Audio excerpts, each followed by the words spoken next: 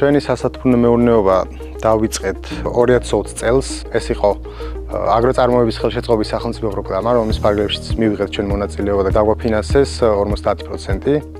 რაც შეეხება მარწყვის მოყვანა დავიწყეთ 2021 წლიდან. ნერგები გვაქვს იტალიური ნერგები, სხვადასხვა ჯიშის, 500 კვადრატსადგურში 5 რიგი გვაქვს გაკეთებული, სადაც გვაქვს სარწყავი სისტემა მოწყობილი. თანაბარი მორწყვა ძალიან მნიშვნელოვანია, რადგან ეს პლასმასებში რო გვაქვს, ანუ მიწა ბევრი არ აქვს და ამიტომ ჭირდება ხშირი და თანაბარი მორწყვა. წყალთან ერთად, ანუ მნიშვნელოვანია მინერალები, რომლის გარეშეც მოსავალი ფიზიკურად ვერ მოვა. ძირითადად სარწყავი სისტემით ვახდენთ მინერალების შეტანასაც, რომელიც აუცილებელია მცენარის არსებობისთვის და განვითარებისთვის, ხარისხიანი მოსავლის მისაღებად.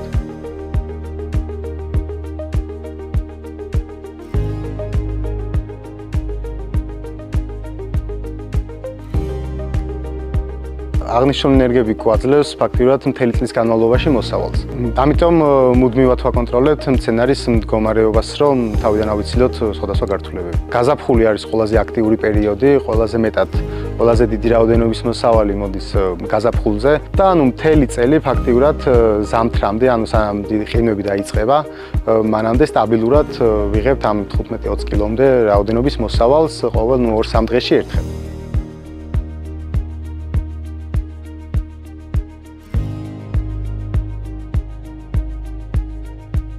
და რაც ანუ ყველაზე მეტად გამოგვადგებოდა, ეს იქნებოდა კვალიფიციური ინფორმაციის მიღება სათბური მეურნეობის მოწყობის საწყის ეტაპზე.